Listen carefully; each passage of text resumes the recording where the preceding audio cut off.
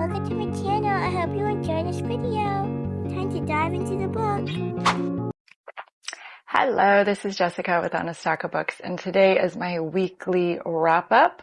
And I am using a new microphone that I got for my birthday. I don't know how good it is, so we're going to try this. It's hooked directly into my GoPro, and we do have a wireless, but the wireless wasn't fitting, so I don't know. So I'm going to be playing with this. Let me know how the audio sounds. If you have any suggestions, recommendations for microphones, because like I said, we had the wireless, but the adapter didn't fit. So anywho, so got a new microphone, so trying that out. And this week, it's been a good reading week. It's also been a hectic week, as I'm sure anybody with children is having a hectic week with end of school year graduations and things like that. But I still did manage to get a good amount of reading in. I finished chapter 28 on my buddy read with my friend Nicky, and we are reading the Song of Achilles. And so we have managed to stay right on track. But like I said, we both have similar households with children, and so sometimes some days you read more than others. But this has really kept my attention, and there's been times where I have to stop and make sure that we are on track and that I'm not jumping too far ahead, because I really want to know what's happening or what's going to happen. But it is and it's called the Song of Achilles, and there is a music element. It's very, very small. So, maybe I haven't gotten to the part of that, but it is Achilles and his companion Patroclus, and their relationship, their friendship, their life growing up together, and then Helen of Troy gets kidnapped, and well, I don't know if she's Helen of Troy, but she is kidnapped, and there is the prophecy. And so Achilles is half mortal, half god, and he's the strongest, the fastest, the best fighter, and of course he likes that feeling. He's a very nice boy in the beginning, but then he does get a taste of that, I guess, his godliness side, where he's very physically capable, he's very strong, and he can't lose. He doesn't misstep, he just always hits his mark, and so it starts to go to his head. It does a little bit. And so it's just been really, really interesting, really good. A lot of characters. There's a familiar storyline-ish that I'm going along, but a lot of it is new. Because like I said, the Greek mythology that I've read was a long time ago, or just a different storyline from these characters.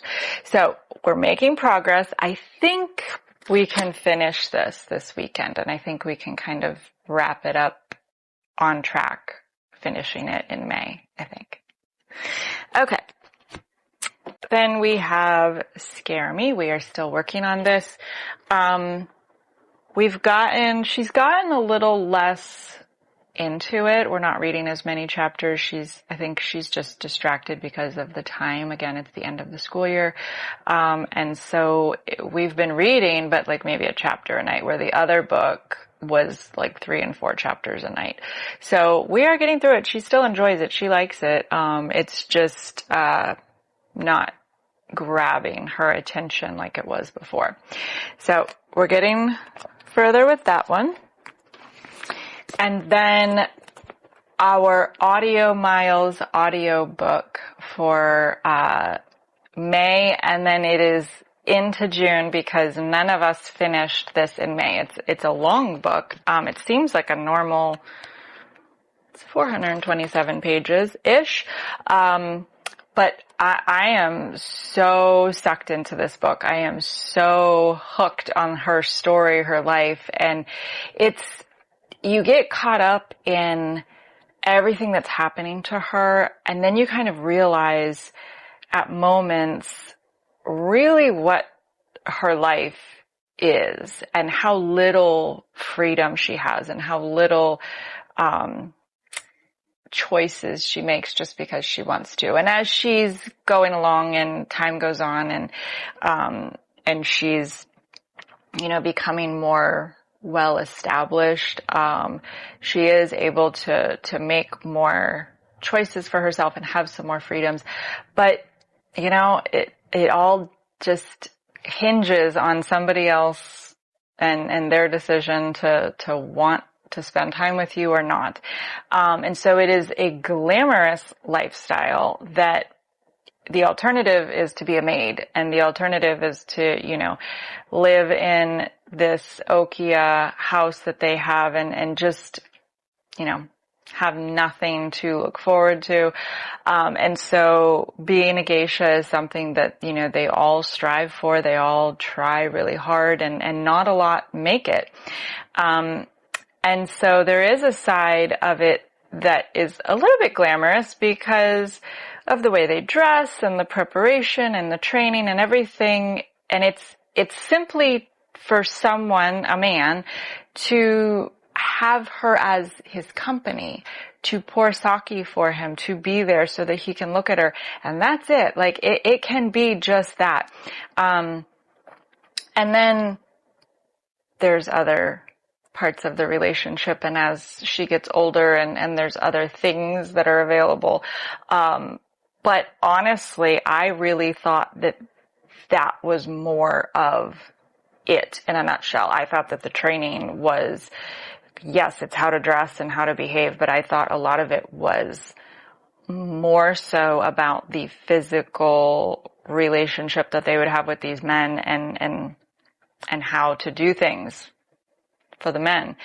But it is a whole cultural lifestyle of, are they clever? Do they provide good conversation? Are they smart about their interactions? Are they smart businesswomen and how they charge and how they, schedule themselves to be seen at different parties and be available.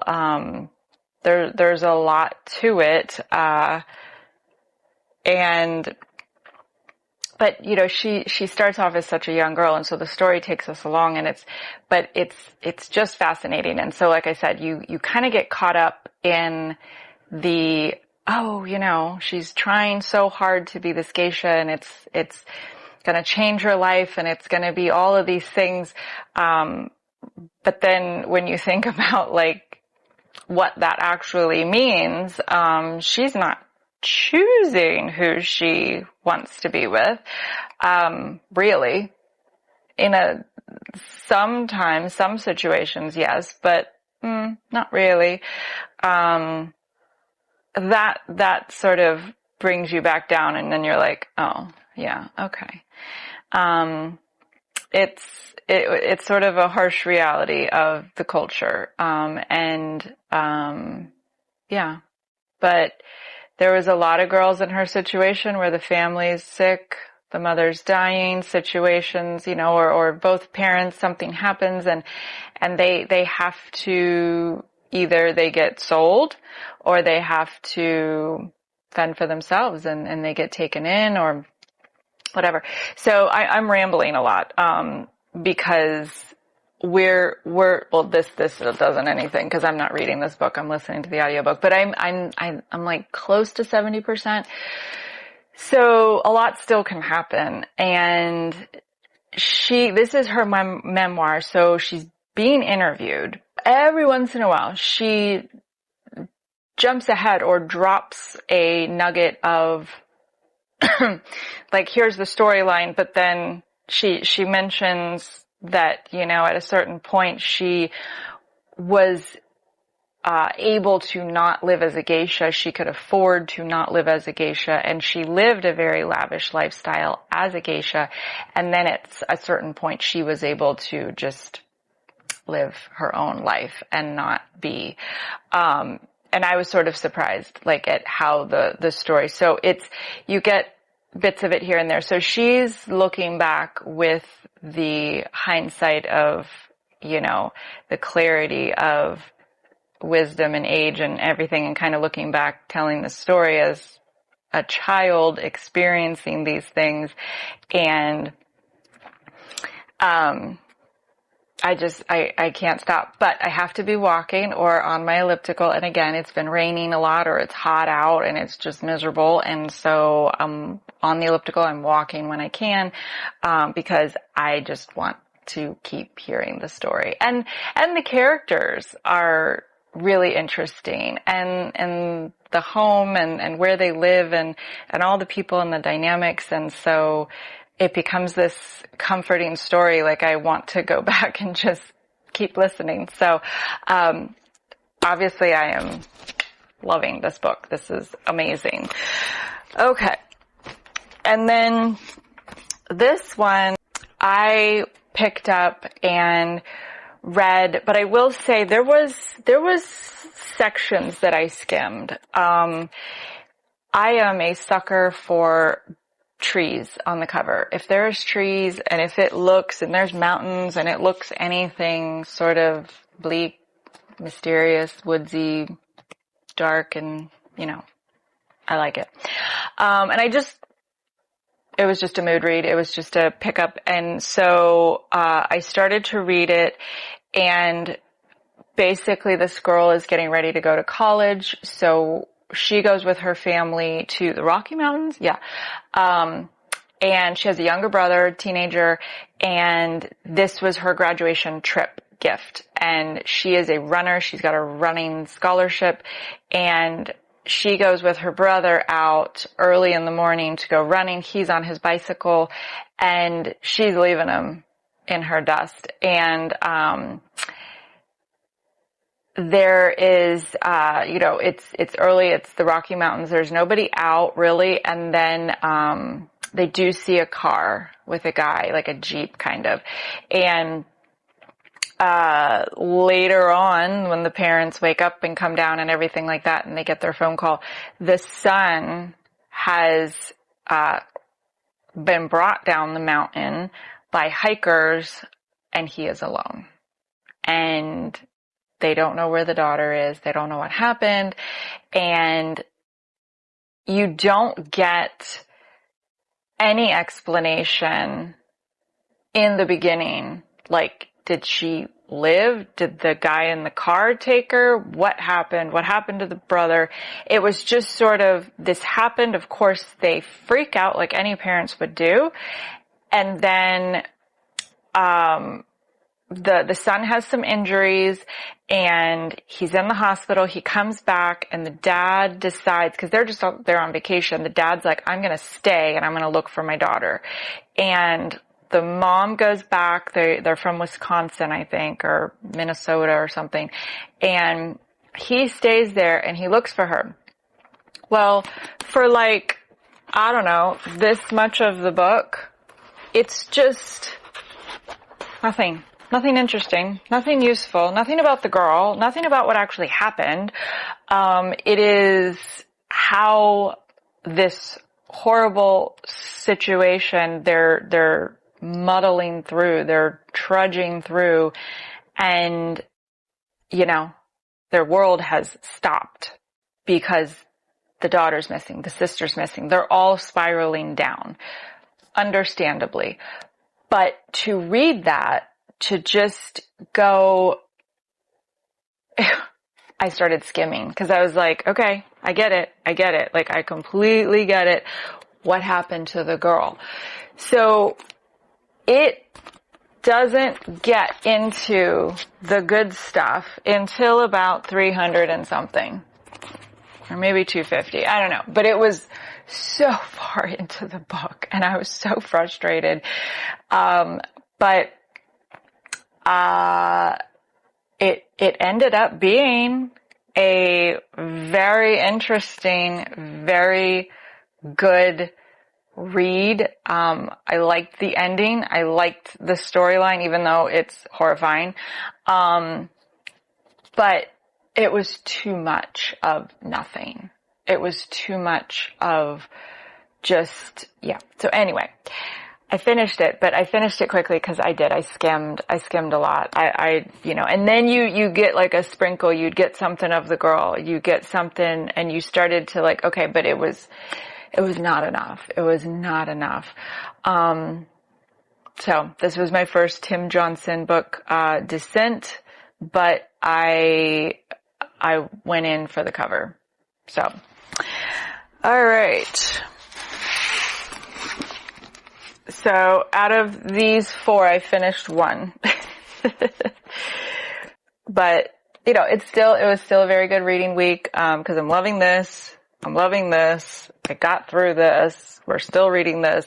So, but I want to wrap up May. I want to wrap up these books because I have a big June on the range and summer reading to get into.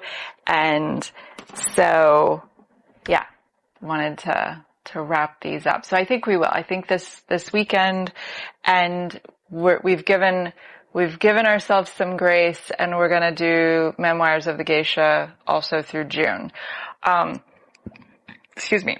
Not for lack of trying or interest. I would finish the book and just sit here and listen to the audio if I could. But it's going to take through June to get this done. So, okay. So thank you for watching, and until next time, I'll be reading.